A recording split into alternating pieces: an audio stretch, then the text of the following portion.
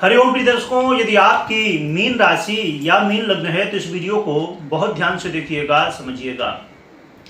यह वीडियो का थंबनेल आपने पढ़ा होगा, टाइटल पढ़ा होगा कि दीपावली से पहले जो ये ग्रह स्थितियां बनने जा रही हैं, इनका प्रभाव क्या मिलेगा, क्या होने वाला है। प्रिय दर्शकों, ग्रह स्थितियों में परिवर्तन होता ही रहता, आप सुनते ही रहते होंगे। और खासकर हम चर्चा कर रहे हैं बुध की, तो बुध का परिवर्तन तो 20 से 25 दिन में होता रहता है। परंतु कई बार जब कुछ ग्रहों के परिवर्तन होते हैं, वो बड़ी महत्वपूर्ण स्थितियों को कुछ लाभ तो कुछ हानियां देते हैं। ये बुध का जो परिवर्तन है, ये बहुत लंबे समय के लिए है। 29 अक्टूबर 2024 को एक परिवर्तन करेंगे। मंगल की राशि वृश्चिक राशि में, अपने शत्रु की राशि में गोचर करना प्रारंभ करेंगे। और मंगल आगे हम चर्चा करते हैं, परंतु मंगल की स्थिति को भी देखना बहुत जरूरी है। क्या है कि राशि अधिपति खुद कमजोर है, एक तो शत्रु है, फिर कमजोर है और बहुत लंबी स्थिति है मंगल की, तो उसका भी प्रभाव देखने को मिलेगा। बुध, शनि, राहु और देवगुरु बृहस्पति से दृष्ट भी हैं। साथ में बुध का ये परिवर्तन 4 जनवरी 2025 तक यहीं पर रहने वाला है वृश्चिक राशि में। फिर 4 जनवरी को ये परिवर्तन करेंगे, जो कि बुध का परिवर्तन बीच में कई बार स्थितियों में परिवर्तन होगा, राशि परिवर्तन नहीं होगा। अभी बुध जैसे उदय अवस्था में 20 अक्टूबर को उदय हो चुके हैं, उदय अवस्था में हैं और साथ में ये मार्गी भी हैं, पर आगे चल के ये वक्री होंगे, अस्त भी होंगे। हम इसमें समझने वाले इस वीडियो में कि 26 नवंबर तक बुध का प्रभाव हमें क्या मिलेगा, 29 अक्टूबर से 26 नवंबर, क्योंकि बाद में आगे जो स्थितियों में परिवर्तन होगा तो उसको हम समझेंगे। ये बुध का देखा जाए तो बुध कहीं ना कहीं आपके लिए बहुत अच्छी स्थिति नहीं मानी जाती, बुध कारक ग्रह नहीं माने जाते। और साथ में बुध की जो इस समय स्थिति है वो भी ठीक नहीं है। तो क्या प्रभाव मिलेगा, आइए समझते हैं। प्रिय दर्शकों, इस समय आपको विशेष सावधान रहना है, क्योंकि इस समय संभवतः आपको लगने वाला है कि जो आप कह रहे हैं, जो आप कर रहे हैं, बस वो सब ठीक ही है। परंतु यहाँ पर भाग्य का साथ ना मिलने की वजह से आप ये महसूस करेंगे कि मेहनत तो आप खूब कर रहे हैं, कोई मतलब 100% देने की कोशिश कर रहे हैं, परंतु कुछ ना कुछ ऐसी प्रॉब्लम आ जाती है जिसकी वजह से आपको सफलताएं नहीं मिलती, आपके काम बिगड़ते जा रहे हैं, बन नहीं रहे हैं। इस समय आपको देखने को मिलेगा कि आपके पिताजी के स्वास्थ्य में या उनके साथ रिश्तों में कहीं ना कहीं कुछ कड़वाहट की स्थिति बन सकती है। ससुराल पक्ष से समस्याएं देखने को मिल सकती हैं, वाद विवाद होना या अन्य स्थितियां। तो ससुराल पक्ष कहीं न कहीं आपका पीड़ित होगा।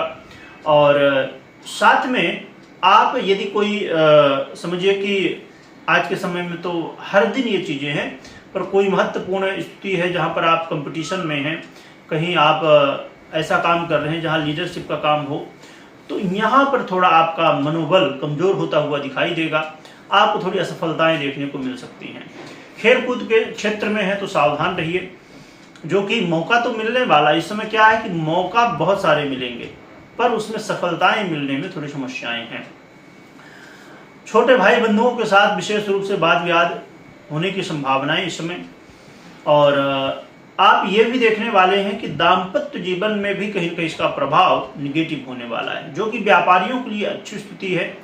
बहुत अच्छा भी नहीं कहा जाएगा, पर हाँ ठीक है, जैसा चल रहा था वैसा चलता रहेगा, तो व्यापारियों के लिए अच्छा कहा जाएगा। साथ में देखा जाए तो आप ये भी देखने वाले हैं कि बुध महाराज कहीं ना कहीं आपके जीवन में कई ऐसे क्षेत्र हैं जिनको प्रभावित करेंगे, और उसकी वजह से सुखों में कमी आने की संभावनाएं देखी जाएंगी। यानी कि जब हमारे काम बिगड़ते जाते हैं, हमारे जीवन में समस्याएं, अब समझिए एक समस्या आई, फिर दूसरी समस्या आई, फिर तीसरी समस्या आई, मतलब आए दिन समस्याएं जब आ रही हैं तो हमारा मन हो जाता है दुखित।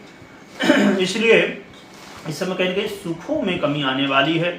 और एक बात और भी ध्यान रखिए कि आपको चौकन्ना बहुत रहना है। कोई भी काम करते समय बहुत निरीक्षण के साथ, बहुत जांच परखने के साथ उसके बाद आपको कोई भी काम करना है, क्योंकि जांच परख नहीं करेंगे तो संभवतः बाद में फिर लगेगा कि हमने गलती कर दी, हमें पहले देखना चाहिए था। कई सारे ऐसे हम काम करते हैं जब पहले हम ध्यान नहीं देते जल्दी जल्दी में, और फिर लग जाता है कि अरे ये देख लिए होते तो ऐसा गड़बड़ नहीं होता।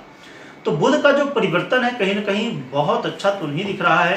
हाँ, एक बात है कि बुध का परिवर्तन कहीं ना कहीं आपको अचानक कोई लाभ दिला सकता है, खासकर व्यापारियों को तो अचानक लाभ मिलने की संभावनाएं हो सकती हैं, परंतु ज्यादातर बुध की स्थितियां कहीं ना कहीं आपको नुकसानदायक हैं। क्योंकि वैसे भी देखा जाए तो ये जो आपके राशि के अधिपति हैं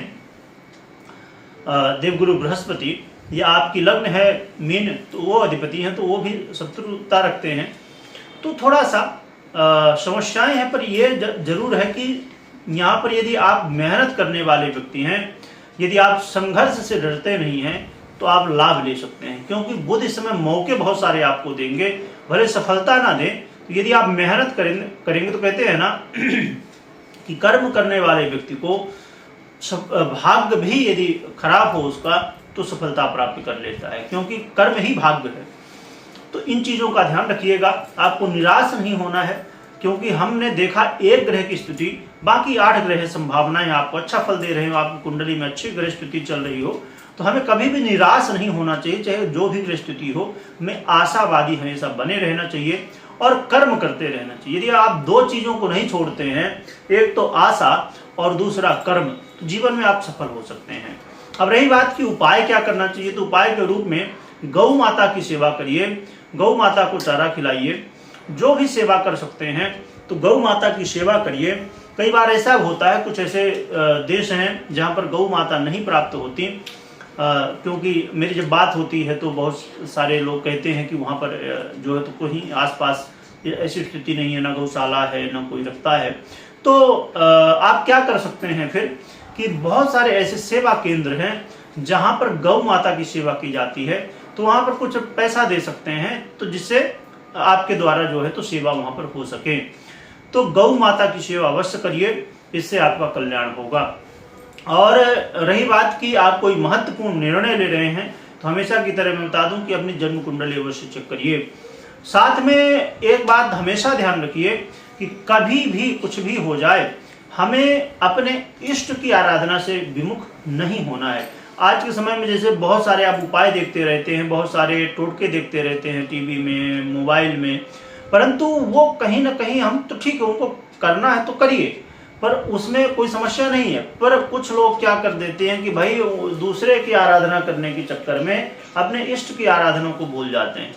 और खासकर मीन राशि है या लग्न है आपकी, तो ये देवगुरु बृहस्पति की राशि है, तो आपको तो आराधना पूजा से कहीं ना कहीं जीवन में धर्म से जुड़ने से ज़्यादा कल्याण की संभावनाएं, ज़्यादा आपको लाभ मिलने की संभावनाएं बढ़ जाती हैं, जो कि जन्म कुंडली को देखने के बाद बहुत सारी स्थितियों को निश्चित किया जा सकता है। पर इस बात का ध्यान रखिए कि इष्ट की आराधना कभी भी मत छोड़िए।